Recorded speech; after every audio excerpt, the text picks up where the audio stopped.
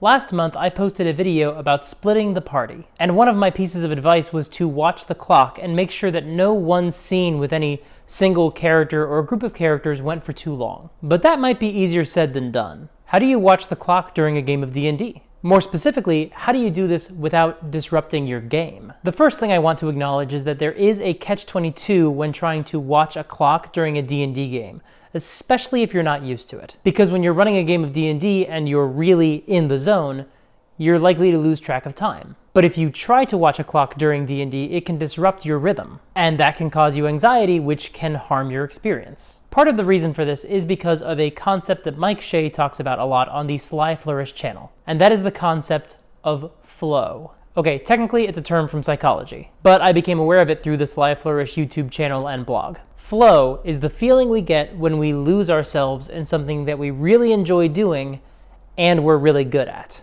To summarize quickly, the more challenging something is, and the better we are at it, well, when those converge, that's when you're most likely to enter flow. You enter a euphoric state where you feel like you can handle anything. And also, you tend to lose track of time. All that to say, even if you are a very experienced dungeon master who is running exactly the game that you want to run, the presence of flow can make it really difficult to focus on the passage of time during your sessions. So how do we incorporate clocks and timing into your games? Well, let's start by defining why we're doing this. We do this in part because it's useful to know how long any part of your game is going to be, or how long it's lasting at the table. It makes it easier to steer your story toward dramatic moments at specific times during your session, so you can pause the game while still keeping your players engaged. This isn't just useful when you're splitting the party, although, yes, that does help, but also just incorporating your breaks, your bio breaks, into dramatic points during the story. I'm of the opinion that every D&D game should have a bio break at least once, ideally halfway through. But also, you might need to take longer breaks to prepare or serve food.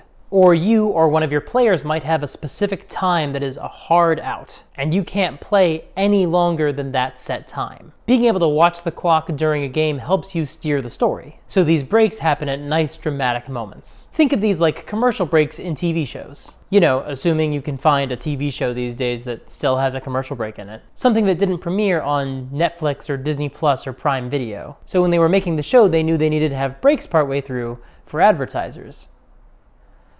I feel so old. If you watch enough TV that has commercial breaks in it, you'll notice that these breaks happen right in the most dramatic moments of the story, when the situation is as tense as it can be, so the audience won't change the channel in a commercial break. Remember changing channels? No, you don't. You're trying to get the same effect from your players. You want them to be excited to get back to the table and resume the game. You want them buzzing about where you left off in the story as you're all eating pizza. In this way, you can control the flow of time, no pun intended, at your table. And this is just another really useful technique for you to have at your disposal. So that's the why.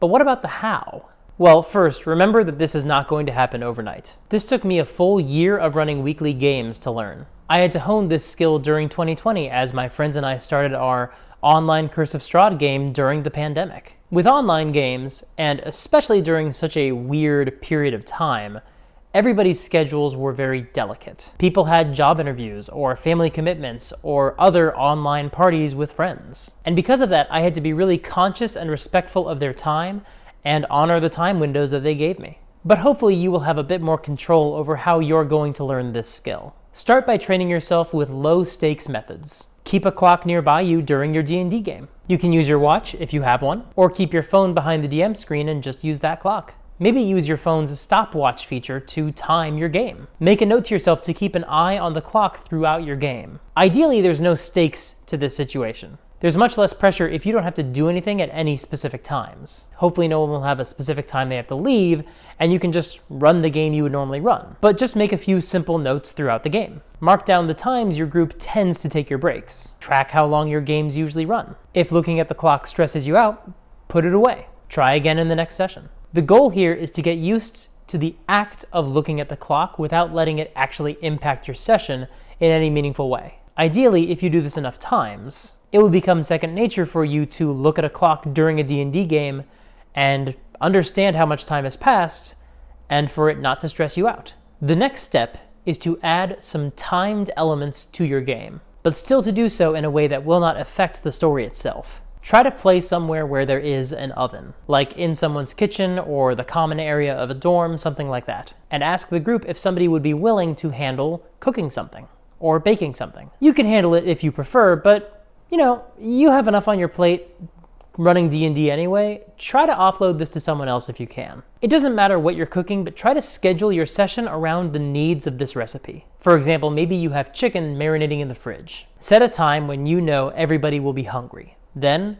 work backward from there. Schedule your first break around the time that the chicken needs to be prepared and put in the oven. Then resume play and schedule your next break around the time the food will be ready. Set alarms on your phone and leave your phone somewhere that you can see it, like behind your DM screen, so you can check on the progress of the alarm occasionally throughout the game. Because remember, you've trained yourself already to be able to look at a ticking clock without it freaking you out. I hope. This is actually a very low pressure alarm. Because remember, if you've done this the way I suggested, you're playing pretty close to the oven. If the first alarm goes off and you haven't reached a good stopping point, first take the food out of the oven, and then ask people if they're okay eating just a little bit later, like 5 or 10 minutes, and then try to steer them toward a good dramatic break. Players might say, it's okay, we can stop now, but it's okay to just tell them, I have a stopping point I'd like to hit before we take a break.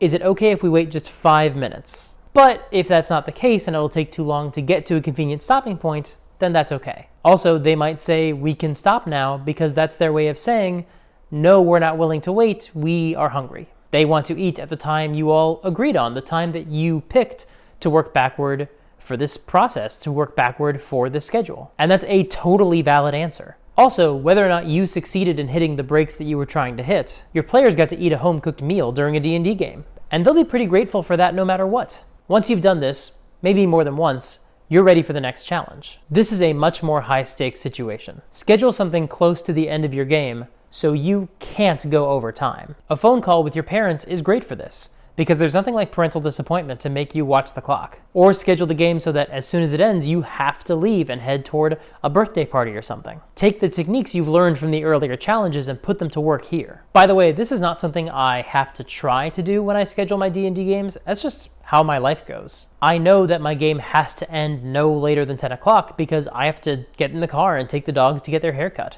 Or I'll plan to end my games no later than 2:30 because that's usually about the time my wife gets back with the groceries, because that happens to be our shopping day as well, so I know I have to stop the game and help bring in groceries and put things away. And because I've refined this skill, I'm able to run 2 games every Sunday and still keep all of these commitments. And once you've done this, once you've honed the ability to end your sessions at exactly the time you need to, once you've learned that skill, you're ready for the final test. Hold a game in a location where all of you have to leave no later than a certain time. This might be a study room in the library or a conference room at work, or you could even rent a room in a local dance studio. And when you run this game, you'll know that you can handle it, because the truth is, you already learned this skill. You're just putting it to use in new ways. And plus, that is a fun way to run your game. I've run a game in a dance studio before. It's a big open space and they had Bluetooth speakers. It was fun. I wish I'd had more miniatures or maps to actually properly take advantage of the space. Maybe I should do something like that again.